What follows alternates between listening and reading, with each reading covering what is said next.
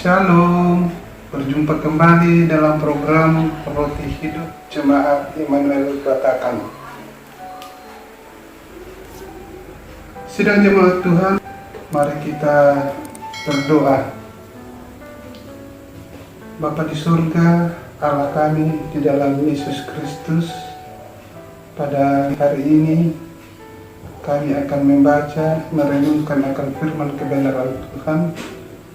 Bila firman-Mu boleh menjadi santapan rohani kami pada hari ini. Bapa di sorga, turunkan hikmat-Mu bagi hamba-Mu, sehingga firman-Mu yang akan disampaikan boleh dihayati, dimengerti, sehingga menjadi pedoman dalam kehidupan ini. Terima kasih ya Bapa, di dalam Yesus Kristus kami sudah berdoa. Amin. Sidang jemaat Tuhan yang sama-sama berbahagia, sudah boleh kita rasakan dan kita menikmati penyertaan Tuhan. Hari ini kita akan membaca firman kebenaran Tuhan yang saya ambil dari Pengkhotbah pasalnya yang kelima ayat 7 hingga pada ayatnya yang ke-19. Firman Tuhan berbunyi, kesia-siaan kekayaan. Kalau engkau melihat dalam suatu daerah orang miskin ditindas dan hukum serta keadilan diperkosa, janganlah heran akan perkara itu, karena pejabat tinggi yang satu mengawasi yang lain, begitu pula pejabat-pejabat yang lebih tinggi mengawasi mereka. Suatu keuntungan bagi negara dalam keadaan demikian ialah kalau rajanya dihormati di daerah itu. Siapa mencintai uang tidak akan puas dengan uang, dan siapa mencintai kekayaan tidak akan puas dengan penghasilannya. Ini pun sia-sia. Demikian pertambahannya harta, bertambah pula orang-orang yang menghabiskannya. Dan apakah keuntungan pemiliknya selain daripada melihatnya? Enak tidurnya orang yang bekerja, baik ia makan sedikit maupun banyak, tetapi kekenyangan orang kaya sekali-sekali tidak membiarkan dia tidur. Ada kemalangan yang menyedihkan kulihat di bawah matahari. Kekayaan yang disimpan oleh pemiliknya menjadi kecelakaannya sendiri, dan kekayaan itu binasa oleh kemalangan, sehingga tak ada satupun padanya untuk anaknya.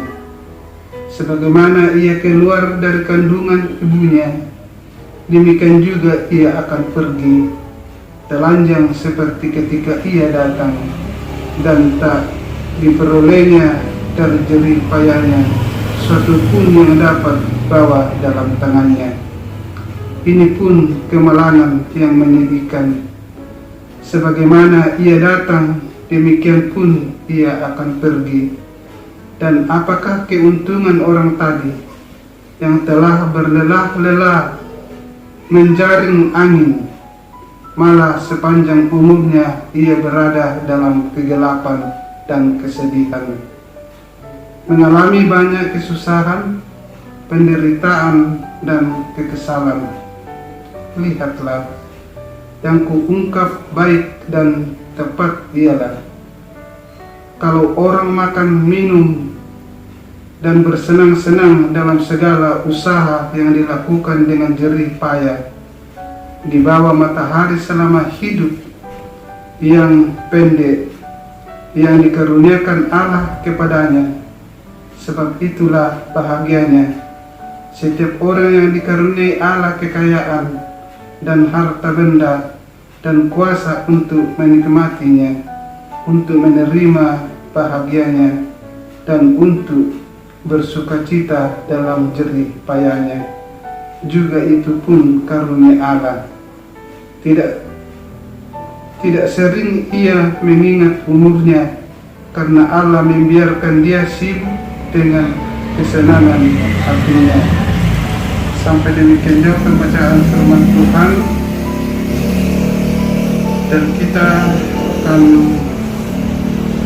masuk ke dalam perenungan kita, di mana dari pembacaan kita diberikan satu tema, yaitu harta duniawi bukanlah tujuan akhir. Harta duniawi bukanlah tujuan akhir. Enak tidurnya orang yang bekerja, baik ia makan sedikit maupun banyak, tetapi kekenyangan orang kaya sekali-kali tidak membiarkan dia tidur. Pengkhotbah 5 ayatnya yang ke-11. Setiap orang pasti memiliki tujuan yang hendak dicapai. Apa yang menjadi tujuan hidup saudara di dunia ini? Mengumpulkan harta kekayaan sebanyak-banyaknya, karena kita berpikir bahwa dengan memiliki harta kekayaan yang melimpah, hidup kita pasti akan terjamin dan kita akan berbahagia seumur hidup kita. Siapa yang tak tahu tentang Salomo, seorang raja yang sangat terkenal dengan hikmat dan kekayaannya yang melimpah, justru menyatakan bahwa kekayaan duniawi adalah sia-sia. Ternyata memiliki kekayaan tidak dengan serta-merta membuat orang hidup dalam kebahagiaan. Dengan bertambahnya harta, bertambah pula orang-orang yang menghabiskannya. Dan apakah keuntungan pemiliknya selain daripada melihatnya? Pengkhotbah 5 ayat 10. Salomo punya banyak pengalaman bahwa kekayaan orang kaya sekali-kali tidak membiarkan mereka tidur. Orang kaya selalu tidak tenang dalam hidupnya, tidur pun tidak bisa nyenyak, sebab ia selalu memikirkan harta kekayaannya. Sungguh benar apa yang firman Tuhan katakan, karena di mana hartamu berada, di situ juga hatimu berada. Matius 6 ayat 21. Ketidakkepuasan terhadap uang dan kekayaan mendorong setiap orang untuk mencari cara bagaimana meningkatkan kekayaannya, bekerja tanpa mengenal waktu sampai lupa jam ibadah, lupa jam berdoa, mengesampingkan perkara-perkara rohani. Rasul Paulus meminta Timotius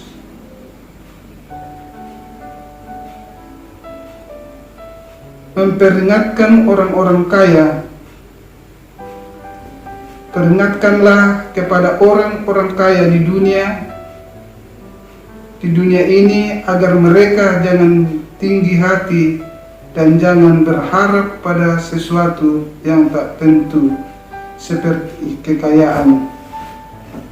1 Timotius pasal 6 ayat 17. Harta kekayaan dunia bukanlah tujuan akhir hidup ini, sebab semua itu hanya sementara dan kita tidak membawa sesuatu apa ke dalam dunia dan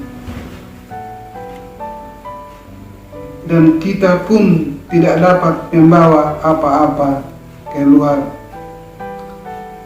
Jika saat ini kita percaya Tuhan mengelola harta lebih, justru ini kesempatan untuk berbuat baik, menjadi kaya dalam kebajikan, suka memberi dan membagi, dan dengan demikian mengumpulkan suatu harta sebagai dasar yang baik bagi dirinya di waktu yang akan datang untuk mencapai hidup yang sebenarnya. Semoga firman Tuhan yang sudah kita dengar boleh menjadi santapan rohani kita. Terima kasih. Mari kita berdoa. Kepadamu Tuhan Allah di dalam Yesus Kristus, kami boleh bersyukur dan berterima kasih kepadamu karena tuntunan dan pemeliharaanmu senantiasa kami rasakan. Kami boleh lagi mendengar akan firman kebenaranmu sebagai santapan rohani kami.